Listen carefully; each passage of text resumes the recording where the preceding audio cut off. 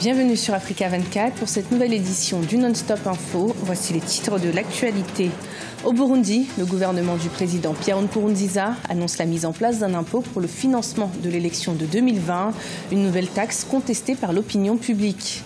Au Gabon, la 6e mission multisectorielle du club Afrique Développement se clôture ce 14 décembre. La rencontre vise à offrir une plateforme d'échange entre les opérateurs locaux, porteurs de projets et les investisseurs étrangers. Et puis au Congo, la protection de l'enfant est un sujet au cœur de l'actualité. Il serait 1,3 million d'enfants, soit 61%, qui vivent en situation de pauvreté. Au Burundi, le gouvernement a annoncé la mise en place d'un impôt visant à financer les élections de 2020, une contribution imposée à tous les citoyens et dont le montant varie en fonction de la profession exercée. Cette mesure est vivement critiquée au sein de l'opinion publique. Et rappelons que le président Pierre Nkurunziza a lancé le 7 août la campagne de contribution dite volontaire aux élections de 2020 en déposant 5 millions de francs burundais. Une opération qui fait suite à la suspension de financement des élections par les bailleurs de fonds internationaux depuis le début de la crise en 2015. Écoutons à ce propos la réaction de Gabriel Rufiri, le président de l'Observatoire de lutte contre la corruption et les malversations économiques au Burundi. Comme c'est une mesure anticonstitutionnelle, nous nous concertons avec nos avocats pour porter plainte contre cette décision, que ce soit au Burundi ou dans d'autres juridictions compétentes à l'étranger, mais aussi comme la question du Burundi se trouve dans les mains de l'EAC, East African Community, nous sommes en train aussi de rédiger une correspondance à l'endroit du médiateur et du facilitateur pour s'indigner contre cette mesure, mais aussi nous avons déjà commencé à dire à la population que cette mesure est une mesure inconstitutionnelle et par voie de conséquence qu'elle ne peut pas en aucun cas payer son montant. Au Togo, l'opposition a décliné l'invitation du dialogue du pouvoir. Après plus de 3 mois de manifestations, le gouvernement a invité quelques partis politiques et des personnalités pour discuter de la vision de ce dialogue de sortie de crise. Mais cette rencontre, débutée le mardi 12 décembre, ne fait pas l'unanimité. L'opposition déclare vouloir attendre la tenue du dialogue officiel qui aura lieu avec les médiateurs que sont le Ghana et la Guinée. Toujours au Togo, les autorités envisagent de développer le secteur agricole dans les années à venir en investissant pas moins de 1250 milliards de francs CFA. Objectif affiché, doubler le revenu des agriculteurs, mais aussi parvenir à un taux de croissance moyen de 10%. Des explications avec Marcel Farba-Maroun. Plus de 1250 milliards de francs CFA, c'est le montant que va injecter le Togo pour le développement de son secteur agricole sur les 10 prochaines années. L'objectif de cette nouvelle orientation des autorités togolaises, en phase avec le programme d'investissement agricole et de sécurité alimentaire et nutritionnelle, est de parvenir à un taux de croissance moyen de 10% dans ce secteur à l'horizon 2026, mais également à doubler le revenu des agriculteurs.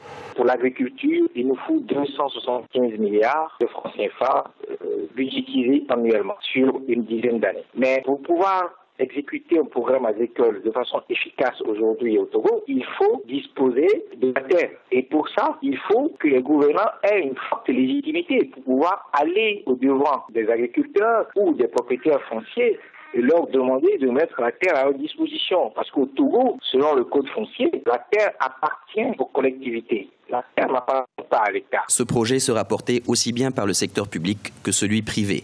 De ce fait, les investisseurs privés apporteront près de la moitié des fonds, tandis que l'État togolais s'engage à assurer la mise en place des infrastructures de production, l'accompagnement des producteurs, l'octroi de subventions ainsi que l'ouverture de lignes de crédit. Les autorités estiment qu'à terme, le programme d'investissement agricole et de sécurité alimentaire et nutritionnelle devrait permettre la création de 15 000 nouveaux emplois directs et plus de 2 millions d'emplois indirects. Il est clair que l'entrepreneuriat rural, par exemple, va connaître un essor important. Les services connexes qui aujourd'hui, nous traversons une situation qui était classique, à savoir le secteur agricole, le secteur industriel et le secteur de services. Et sur la base des emplois directs créés, tout ce qui va être impact de ces emplois sur le monde agricole, le monde rural, le monde urbain, c'est ça qui fait les emplois indirects. Le secteur agricole togolais représente environ 32% du produit intérieur brut, 20% des recettes d'exportation et occupe plus des 2 tiers de la population active. L'Arabie Saoudite et les Émirats Arabes Unis prennent part au financement de la force du G5 Sahel avec des dons respectifs de 100 millions de dollars et de 30 millions dans le cadre de la lutte contre les groupes terroristes dans la zone du Sahel. Cette contribution a été annoncée dans le cadre de la réunion organisée près de Paris pour renforcer la mobilisation internationale autour du G5 Sahel qui manque encore de moyens financiers et matériels pour être opérationnel. L'Union gabonaise de banques, filiale du groupe bancaire Attijari Wafa Bank, a organisé depuis le 13 décembre 2017 à Libreville la 6e mission multisectorielle du groupe Afrique Développement consacrée à l'investissement au Gabon. Ce forum représente une plateforme d'échange entre les opérateurs locaux, porteurs de projets et les investisseurs étrangers venant de plusieurs continents.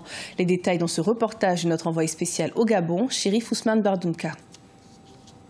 La 6e mission multisectorielle du club Afrique Développement du groupe Attijari Wafa Bank s'est ouverte ce mercredi 13 décembre 2017 à Libreville au Gabon. En partenariat avec l'Union gabonaise de banques, cette mission est axée autour du thème « Investir au Gabon ». Une rencontre qui se tient dans un contexte économique international marqué par la baisse des coûts des matières premières et des produits pétroliers. Elle est donc une occasion d'attirer plus d'investisseurs au Gabon, l'objectif étant de diversifier l'économie gabonaise et créer plus d'emplois.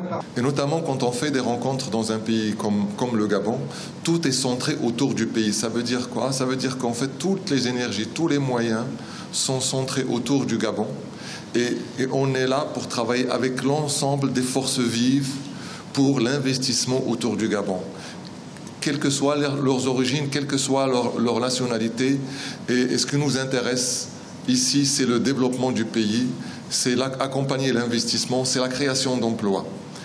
Au cours de cette rencontre, 33 projets sélectionnés dans divers domaines ont été présentés aux entrepreneurs par l'Agence nationale de la promotion des investissements. 9 secteurs constituent aujourd'hui des niches d'investissement et d'emploi au Gabon. Ils vont du tourisme aux infrastructures numériques en passant par l'habitat, l'agriculture ou encore l'assainissement urbain. Il y a tous les secteurs, parmi lesquels les plus importants, il y a le bois, l'agriculture. Nous estimons que ce sont des segments où nous avons déjà des avancées. Nous avons le partenaire avec Olam qui nous a permis de développer un grand pan du projet Graines. Et nous avons le bois qui est également aujourd'hui l'un des vecteurs de la zone économique de Coq. Nous avons le numérique, nous avons le tourisme, nous avons les mines.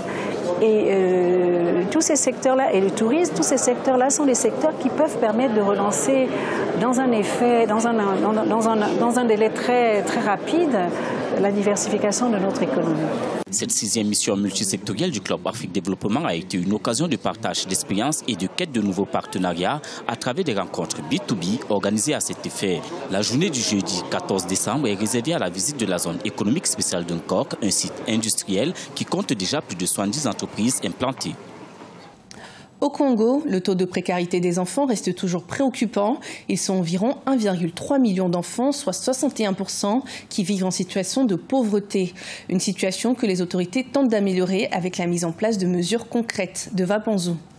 La malnutrition chronique touche environ 17% des enfants de moins de 5 ans en milieu urbain contre 28% en milieu rural. En effet, les enfants congolais sont privés de plusieurs droits. 75% sont privés de leur droit de protection, 69% du droit à la santé et 63% du droit au développement de l'enfant. Parmi les enfants de 12 à 23 mois, seulement 26% ont reçu des vaccins contre les maladies cibles du programme élargi de vaccination, alors que de gros investissements y ont été affectés. Si les vaccins qui sont pratiqués à l'hôpital, pendant que le nourrisson et la maman sont encore au sein de la formation sanitaire, un taux de couverture satisfaisant, mais lorsque la maman et le bébé sortent de l'hôpital, que la maman doit aller faire vacciner l'enfant à l'hôpital en faisant des va-et-vient, il y a des déperditions qui se font en cours de route, à tel point que nous atteignons une couverture vaccinale complète de 26%.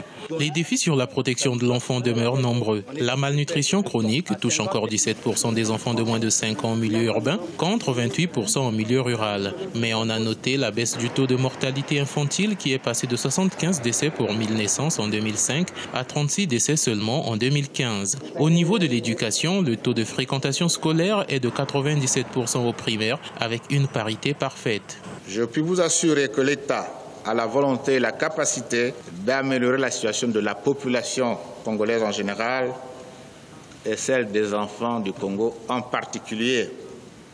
Toutefois, le gouvernement est conscient que de nombreux défis persistent et qu'un grand nombre d'indicateurs sociaux restent à améliorer. Cette enquête, la première réalisée au Congo, a permis d'évaluer les actions déployées par différents partenaires sur le terrain, et ce en matière d'éducation, de santé, de protection des enfants, d'eau, d'hygiène et assainissement. Malgré les progrès accomplis au cours des 10 dernières années pour améliorer la situation des enfants, un grand nombre d'indicateurs sociaux demeurent cruciaux. Ce journal a été préparé par l'ensemble de la rédaction. Merci de nous avoir suivis. Retrouvez dans un instant une nouvelle édition de l'information sur Africa 24.